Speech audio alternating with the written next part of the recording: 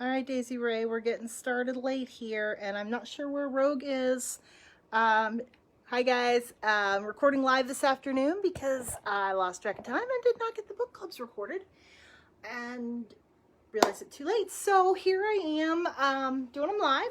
So if you're seeing the live pop up and checking in, this is this is Rogue's Reads, our virtual book club for kids in 4th to 8th grade. Oh, actually, I do see a couple people just popped in. So I'm going to keep it pretty short today, even though I said I was going to run long this week because it is so late and I'm running late. Hi, Tiff and Sammy. At least I assume Tiff and Sammy are both there. So yes, Rogue, I don't know where he is. I told him that Friday is our last day of book club, so he's fired, and now he's just not going to participate at all, I guess. All right, but we are reading The Genius Files, You Only Die Twice, by Dan Gutman. So I want to read at least maybe a chapter today.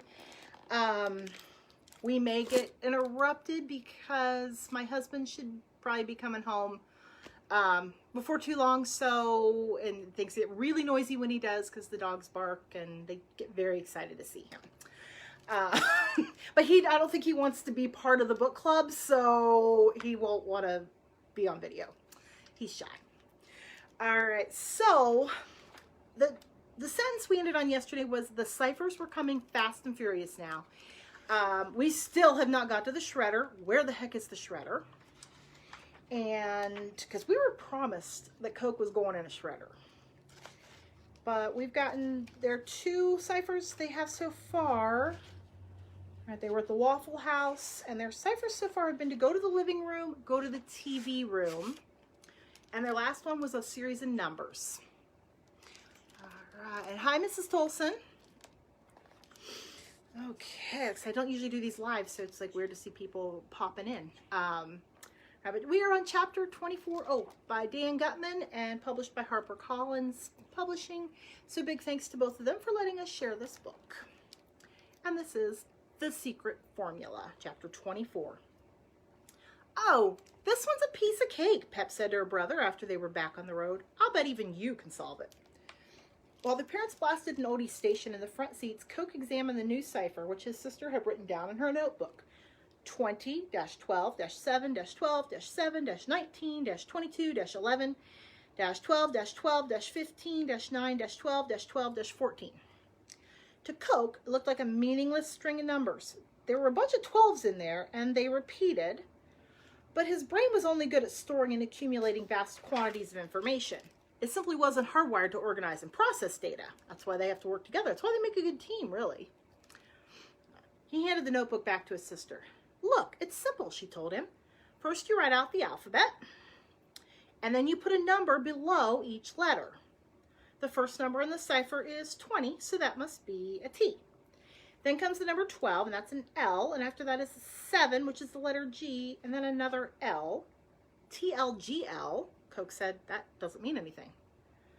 Pep did it again in her head, just to make sure she hadn't made a mistake. Coke was right. The message couldn't be TLGL.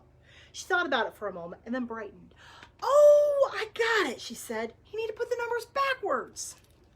So Pep crossed out the first line of numbers and wrote it again, this time putting the number 1 below the letter Z and working backward until the number 26 was below the A. Then she plugged in the corresponding letters to the numbers. Go to the pool room. Go to the pool room, Coke said, almost loud enough for his parents to hear. What's that supposed to mean? He wants us to go to a house or something, Pep replied, and she added the new message to the list they had received so far. Go to the living room, go to the TV room, go to the pool room. She looked to her brother, and all he could do was shrug his shoulders. It was just 8 miles on DeKalb Avenue from the Waffle House into Atlanta, the capital of Georgia. The McDonald's had not been to a big city since Washington, D.C. Coke and Pep craned their necks to look up at the tall buildings as they entered downtown Atlanta. Dr. McDonald drove past Georgia State University and CNN headquarters on Marietta Street before turning right towards Central Olympic Park, the site of the 1996 Summer Olympics. The Georgia Aquarium was on their left. I don't know if it still is, but at one point the Georgia Aquarium was like the biggest aquarium in the world. So that's kind of a cool thing. Is this the special place you said you were taking us to today? Pep asked. Are we going to the aquarium? No, Mrs. McDonald said as they drove to the north side of the park. This is the special place we're going to today. And across the street was a huge modern building with the words World of Coca-Cola written on it. We took you to the birthplace of Pepsi in North Carolina, said Dr. McDonald as he looked around for a parking lot.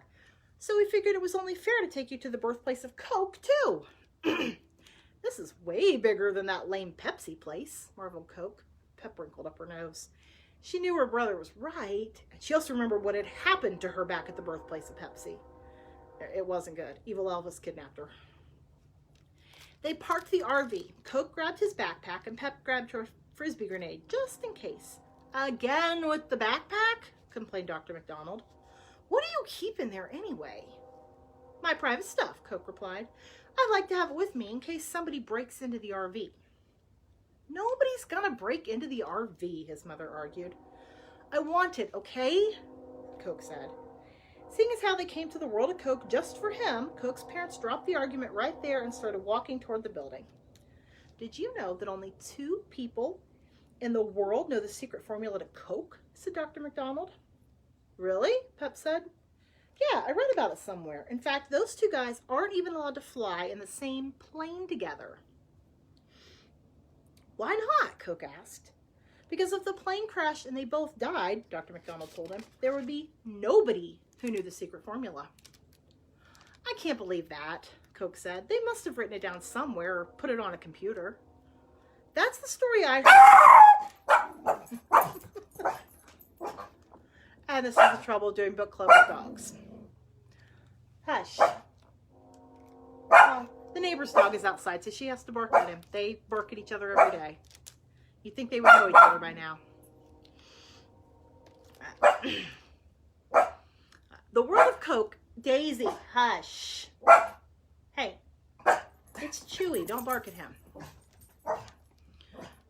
The World of Coke is a sort of combination museum and theme park. Shh. Dr. McDonald whined about having to pay money to see what was essentially a commercial for the Coca-Cola Company. He remarked that they should be paying him, but he went to buy tickets anyway. Maybe I'll think Dr. McDonald's getting really grumpy. Next to the ticket office was a security station with serious-looking guards and a metal detector. They're looking through everybody's backpacks, Pep whispered to her brother. You'll never make it through security carrying all those fireworks. I know, Coke said, and then he called to his parents. I changed my mind. I'm going to go put my backpack in the RV. Dr. McDonald sighed and gave Coke the keys to the RV. Pep held onto her Frisbee grenade, knowing the guard would not be able to tell it wasn't an ordinary Frisbee. Why would you want to bring a Frisbee into the World of Coca-Cola? Her mother asked her. You never know when you might want to have a catch, Mom, Pep replied. Daisy, hush. Sorry. Since when do you like Frisbee so much? Like forever, Mom, Pep said, rolling her eyes. What planet have you been living on? Dr. McDonald finished his transaction at the ticket booth, catching the end of the Frisbee discussion. Hey, he said, how about we have a little catch right now in the parking lot while we're waiting for Coke to come back? Here, toss that thing to me, Pep. Let me see if I remember how to throw it. No, Pep said. There was no way she was going to let anybody touch her $50,000 Frisbee grenade. Leave me alone. Dr. McDonald could only shake his head. Kids, he said. After going through security, the first room the McDonald's entered in the history of told the history of Coca-Cola. Like Pepsi, Coke was invented by a pharmacist. His name was John Pemberton, and he was a Civil War veteran who lived in Atlanta. In May of 1886, he concocted the first batch of Coke syrup in a 3-legged brass kettle in his backyard. He carried a jug of it down the street to Jacob's Pharmacy, where it was mixed with carbonated water. And they sold it for 5 cents a glass and claimed that it was not only refreshing, but also cured morphine addiction, headaches, and other ailments. Hey, Dad, maybe you should write a biography about the 2 guys who invented Coke and Pepsi, suggested Pep. That would make a good book. Not a bad idea, said Dr. McDonald, but it says here that John Pemberton never witnessed the success of Coca-Cola. He died just 2 years after he invented the stuff. Oh, that's sad, said Pep. The World of Coke is huge, and the McDonald's wanted to see all of it. Milestones of Refreshment is a history of Coca-Cola memorabilia. In Search of the Secret Formula is a 3D movie for kids in which your seat shakes and you get squirted with water. BottleWorks is a fully functioning bottling line. The Pop Culture Art Gallery features all kinds of artwork that uses the Coke logo. And of course, there's the Coca-Cola store where you can buy hundreds of products with the Coke logo. For the twins, their favorite part was Taste It on the upper level. You can sample 60 Coca-Cola drinks from all over the world with names like Sparberry, Sunfill, and Inca. They even have a Coca-Cola freestyle dispenser that lets you invent new drinks by mixing 100 different flavor combinations any way you like. Remember, this book is, I think this one's 7 or 8 years old, so now we see those freestyle machines everywhere, but they didn't then. Those were kind of a new thing. While the twins were tasting all the drinks, the parents said they wanted to spend more time looking at the old Coca-Cola ads and artifacts through the decades. Everyone agreed to meet back at the RV in an hour. Oh no, we know what happens when they get separated. Having ingested such a large quantity of carbonated beverages, Coke let out a burp that could be heard all the way across the Taste It lounge. Pep was disgusted, but some of the other kids laughed. Hey, I have a great idea, Coke said. I don't like the sound of this already. Let's go find the secret formula for Coke. You heard what Dad told us, said Pep. Only 2 people in the world know the formula. Oh, give me a break, Coke said. That's gotta be a myth. I'm sure it's written down somewhere in this building. Come on, let's go look for it. You're crazy, his sister said as she followed her brother out of the room. We'll get in trouble. You know, Coke said, you'd get into a lot less trouble if you weren't always so worried about getting into trouble. Hey, look. There was a door near the corner with a sign that said authorized personnel only on it. I'm going in there, Coke said. Come with me. I will not, Pep said. What would you do if you had the secret formula anyway? Mix up a batch down in the basement and start your own soda company? No, Coke told her. I'd sell the formula to the highest bidder. Even if the secret formula is on a computer, Pep said, I'm sure it's password protected. They have security here. They check the backpacks. You're not going to be able to just waltz right in there and find the secret formula so easily.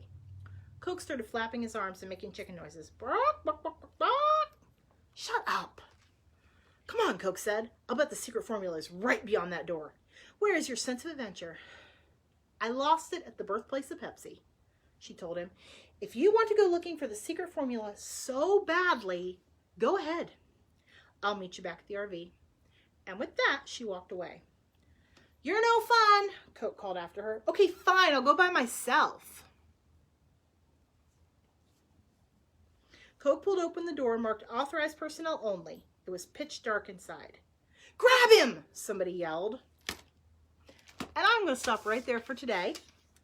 They're